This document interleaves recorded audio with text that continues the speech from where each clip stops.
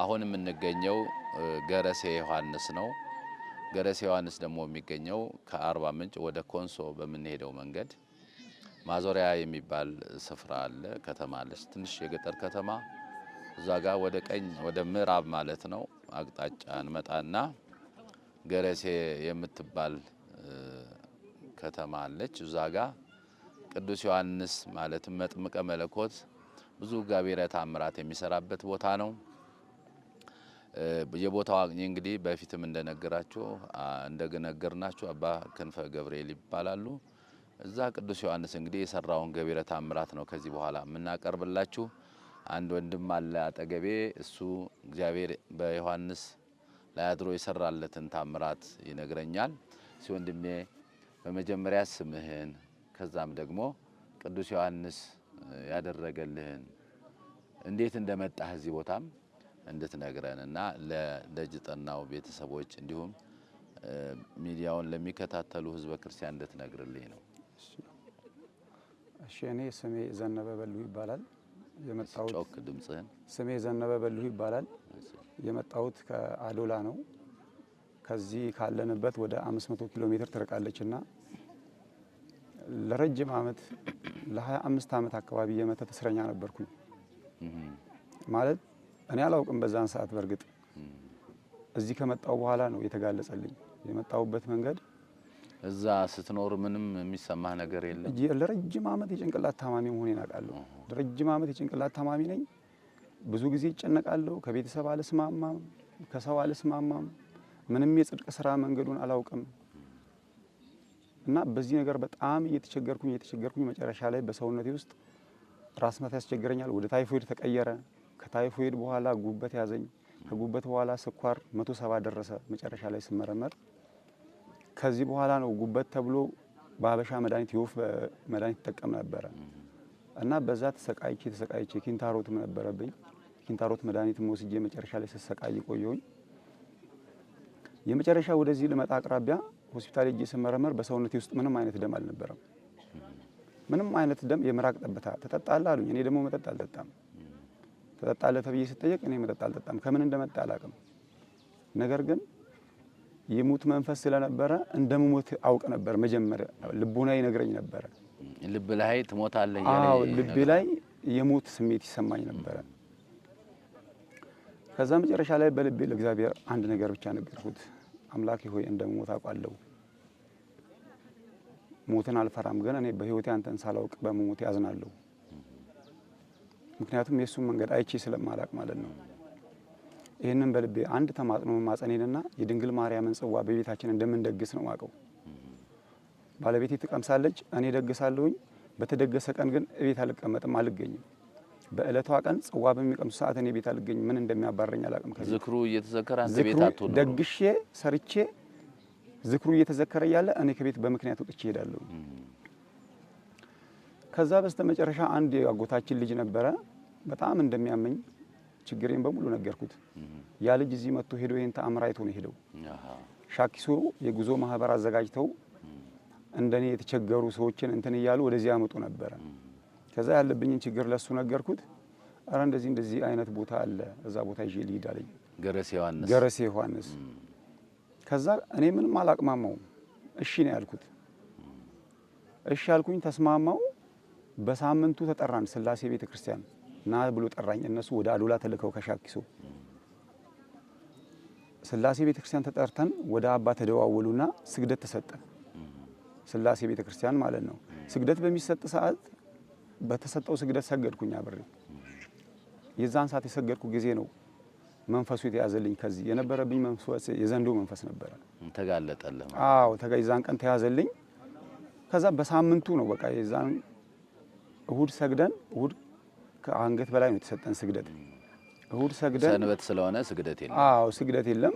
ከአንገት በላይ ስገዱ ተብሎ ነው የተሰጠን ስግደትና ያንን ስግደት ከሰገድኩኝ በኋላ በሳምንቱ ጥሪ ተደረገ። ለ20 ሰው ፈልጋለሁ ብሎ ጥሪ ያደረጉ እሳቸው እና ከ20ዎቹ ሰዎች እኔ ላይ የነበረው መንፈስ ተይዞልኝ ነበር በዛን ሰዓት እሳቸው ሲጠሩ በእውነት ምንም አይነት ገንዘብ የለኝም። ገንዘቤን ጨርሻለሁኝ። እኔ ራሴ ለሞት የተዘጋጀው ሰው ነበርኩኝ። 100 ብር ኪሴ ውስጥ እንደነበረ አምናለሁ። ገንዘቡ ከየት መጥቶ እንደተዘጋጀ ራሱ አላውቅም። በሳምንቱ ማክሰኞ ጥሪ አድርገው ለሐሙስ ገንዘቡ ከየት እንደመጣ አላውቅም። ወንድሜ አበድረኝ 10 ሺህ ብር አበድሮኝ፣ ባለቤቴ ነፍሰ ጡር ነበረች። ግማሹን ለሷ አድርጌ ግማሹን ለራሴ አድርጌ ወደዚች ምድር መጣሁ። ወደዚች ምድር ስመጣ ምንድነው ያየሁት? የጋሞ ሐይቅ የለም? የጋሞ ሐይቅ አካባቢ ከ20 ዓመት በፊት የማውቀውን በህልሜ ያየሁትን ቦታ በአካል አገኘው። ይሄንን ማለት ነው። ይሄን ጸበል ቦታ ሳይሆን ገና ስገባ ግራጄን ይዞ በህልሜ አይቼ የተጣልኩበትን ቦታ በአካል እንደዚህ ሳገኝ ደነገጥኩ። እጅግ በጣም ደነገጥኩኝ። እየተገረምኩኝ ለልጁ ነግሬው እዚህ ቦታ ደረስኩኝ። እዚህ ቦታ ስደርስ ገና ቤተክርስቲያን ግቢ ስገባ 2 ሰው ሆኜ ነው ያየሁት። ራሴን አንድ በኃጢአት ያለ ሰው፣ አንድ የእግዚአብሔር መንገድ የተገለጸለት ሰው ገና ምድሩን ስረግጥ ነው ዮሐንስን ምድር ስረግጥ። በማግስቱ የመጀመሪያ ቀን ጸበል ሲነካኝ እዚህ መጥቼ ጭንቅላቴ ማስታወስ ጀመረ። መዳን ጀመርኩኝ። አይምሮ ያለፉትን ነገሮች ማስታወስ ጀመረ። በፊት የማታስታውሰው ምንም የማላስታውሰውን ነገር። በሁለተኛው ቀን ታኅሳስ 6 አርሴማ ነበረች እና ትነክሳለች እኛ ጋር አዶላ። ከኔ ጋር የመጡ እኔን ይዘውኝ የመጡ ሰዎች አሉ እና እነሱ ላይ እዚህ ቦታ ላይ እባብ ወጥቶ ተገደለ። በዛን ሰዓት ወደ እኔ የሚጠቁመኝ ነገር ነበረ። እኔን ለማዳን እንደነበረ የሚጠቁመኝ ነገር ነበር። በዛን ሰዓት ወደ ጭንቅላቴ ይገባል። በሶስተኛው ቀን እለቱ ስላሴ ናቸውና አባ ጋር ያለብኝን ችግር በሙሉ ዘርዝሬ ነገርኳቸው። ለአባ ክንፈ ገብርኤል ያለብኝን ችግር በሙሉ ዘርዝሬ እቤት የሚላክብኝን እዚህ ቦታ ያየሁትን መንገድ ላይ ስመጣ ያየሁትን የሚያሙኝን ህመሞች በሙሉ ዘርዝሬ ነገርኩኝ ለሳቸው እና አብረውኝ የነበሩ ሰዎች ደነገጡ። በቃ ዝም በል ምናምን ሲሉ አባ ክንፈ ገብርኤል እናንተ ዝም በሉ እሱ የደረሰበት ነገር ስላለና የሚያውቀው ነገር ስላለ ነው ተናግሮ ይጨርስ ብለው አስቆሟቸው። ተናግሬ ከጨረስኩኝ በኋላ በአባ ክንፈ ገብርኤል ቃል ኪዳን ሲገባልኝ ሰማሁ። ሁሉም ነገር እንዲሆንለት፣ ሁሉም ነገር እንዲደረግለት፣ እውነቱ ወጥቶ ግልጹ ወጥቶ ብለው ቃል ኪዳን ገቡልኝ። በሶስተኛው ቀን ይሄን ቃል ኪዳን ገብተውልኝ ተመልሼ ወደ ሀገር ሄድኩኝ። ነገር እንደምትድን ተስፋ ሰጥተውኝ ለ39 ዓመት ንስሐ አላውቅም። እውነት ለመናገር እዚህ ከመጣው በኋላ ነው መንፈስ ቅዱስ በሰውነት የተሞላው እና ንስሐን አላውቅም። ከዚህ እንደሄድኩኝ አንድ ቀን አላደርኩም። ካህን ፈልጌ ንስሐ ነው የመጀመሪያው እቅዴ የነበረውና ካህን ፈልጌ ንስሐ ገባሁ። በጣም በሚያስደነግጥ ሁኔታ ካህኑ እስከሚደነግጡ ንስሐ ገባሁኝ። ንስሐዬን በሚያምር ሁኔታ ከጨረስኩኝ በኋላ ከፊት ግን ፈተና ነበረብኝ። ይህን ፈተና አባ ክንፈ ገብርኤል ያውቁት ነበር። እኔ ሲፈጠር እንጂ ማቀው አላውቅም ከፊት የነበረው።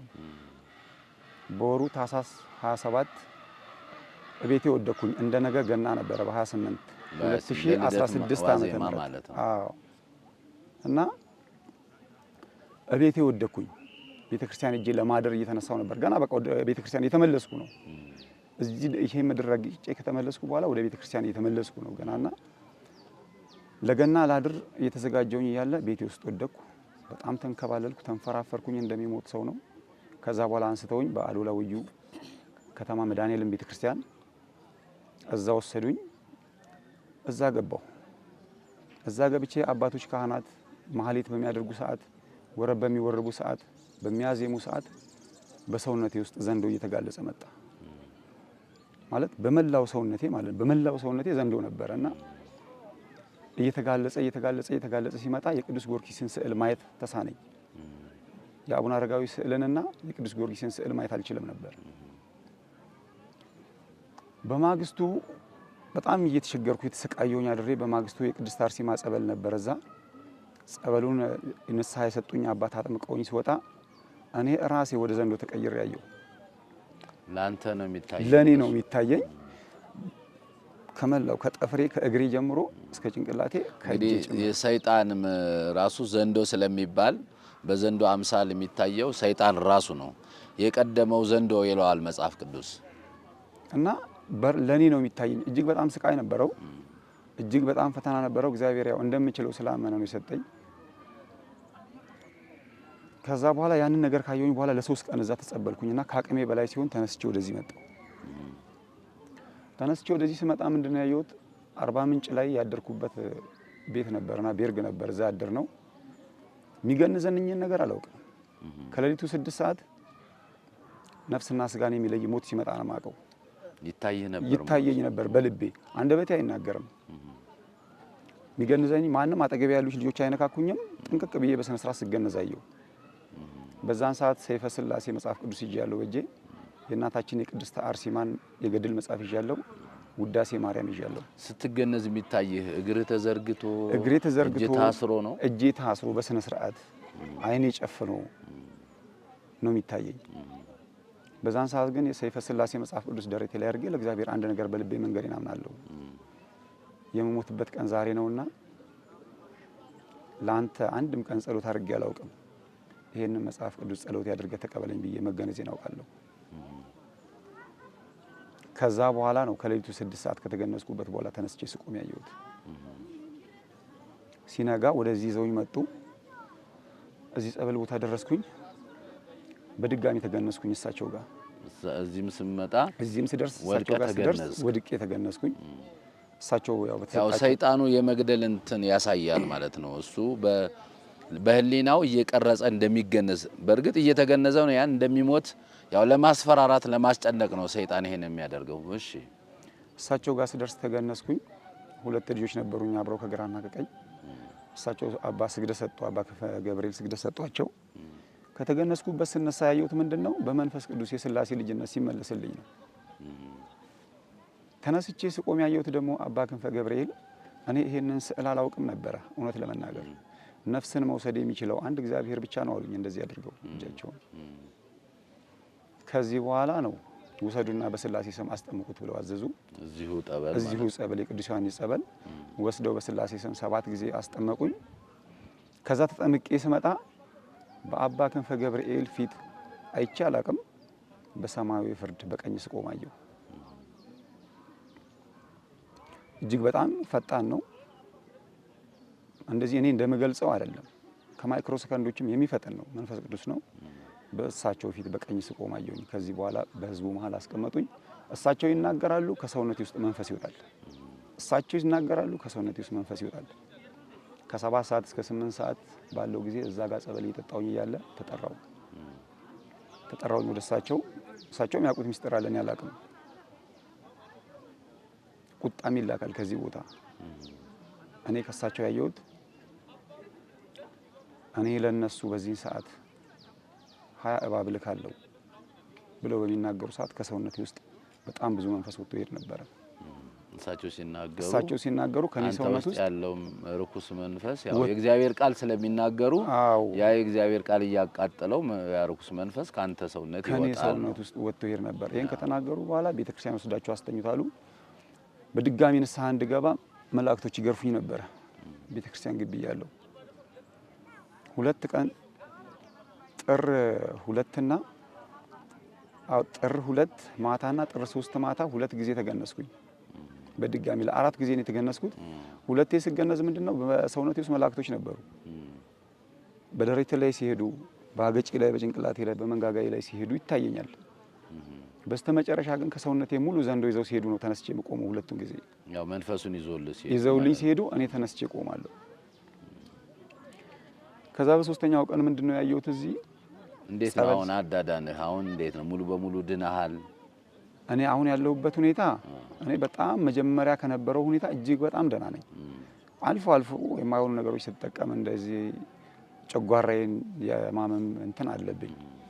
ከዛ ውጪ ጸሎት በማቋረጥ ሰዓት ይፈታተነኛል። ጸበል ቤተክርስቲያን በመቀር ሰዓት ያስቸግረኛል። ከዛ ውጪ ግን እጅግ በጣም ደህና ነኝ። እጅግ በጣም ሁሉ ነፃ ሆኗል። በቃ የምታስታውሰውን ነገር ሁሉ ታስታውሳለህ። ጥንቱንም ሁሉ ታስታውሳለህ። ሁሉ ነገር አስታውሳለሁ። ስለዚህ ሙሉ በሙሉ በቅዱስ ዮሐንስ ጠበል ድነሃል። ሙሉ በሙሉ ተፈውሻለሁ። ለዚህ እኮ ነው አሁን አንተ ቤተክርስቲያን ስትሄድ ጸሎት ስታቋርጥ፣ ማንኛውም ሰው ጸሎት ሲያቋርጥ የሰይጣን መጫወቻ ነው የሚሆነው። ስለዚህ ሁል ጊዜ ጠዋትና ማታ ጸሎት ያስፈልጋል። ጠዋት በሰላም አውለን ብሎ መጸለይ ያስፈልጋል። ማታ ደግሞ በሰላም አሳድረን ጌታ ሆይ ብሎ ለሱ ጸሎት ማድረግ ያስፈልጋል። የሚችለውን ውዳሴ ማርያምም ዳዊትም ቢሆንና ከእግዚአብሔር ቤት እንዳትርቅ ነው ይሄን እያስተማረ ያለውና ቅዱስ ዮሐንስ በዚህ መልኩ ነው የፈወሰህ ማለት ነው። በዚህ መልኩ ነው የፈወሰኝ። ስንት ጊዜ ተቀመጥክ እዚህ? እዚህ የተቀመጥኩት ለ17 ቀን ነው። እሳቸው ግን ያው በ7 ቀን እስከሚሞላኝ ድረስ ሁሉን ነገር ጨርሰውልኛል። ከተጋለጸ በኋላ ግን እጅግ በጣም ያስቸግረኝ ነበረ። በሂደት ነው እየለቀቀኝ የመጣው። አሁን ግን የሚያስቸግረህ ነገር አሁን የሚያስቸግረኝ ነገር ስራህን በሚገባ ትሰራለህ? እየሰራው ነው። ቤተሰብም በሰላም ነው? በሰላም ነው። ስለዚህ ወንድማችን እንግዲህ እንዳያችሁት ያው ርኩስ መንፈስ ብዙ ህሙማንን ካያችሁ ጸበል ላይ ይገንዛቸዋል፣ እግራቸውን ያስተካከል፣ ልክ እንደሞቱ አስመስሎ ለማስጨነቅ ያደርጋል። ይህንን ወንድሜን ለአራቴ እንደዚህ እያደረገ ሲያሰቃየው የነበረው መንፈስ እዚህ ገረሴ ዮሐንስ መጥቶ እንግዲህ ተወግዶለታል፣ ድኗል። እግዚአብሔር የተመሰገነ ይሁን። እናንተ ይህንን የምትመለከቱ ሁላችሁ የሰይጣን መንፈስ ይዞ የሚያሰቃያችሁ ከሆነ በተለያየ ደዌ የተያዛችሁ እንግዲህ ገረሴ ዮሐንስ መጥታችሁ ተጠምቃችሁ እንድትድኑ የወንድሜም የኔም መልእክት ነው። እግዚአብሔር ከእናንተ ጋር ይሁን። አንተንም በሕይወት ቅዱስ ዮሐንስ እስከ መጨረሻው ድረስ በንስሐ እንድትኖር ለስጋው ደግሞ በቅተህ የእግዚአብሔር መንግሥት እንድትወርስ ፈቃዱ ይሁንልህ። አመሰግናለሁ። አሜን።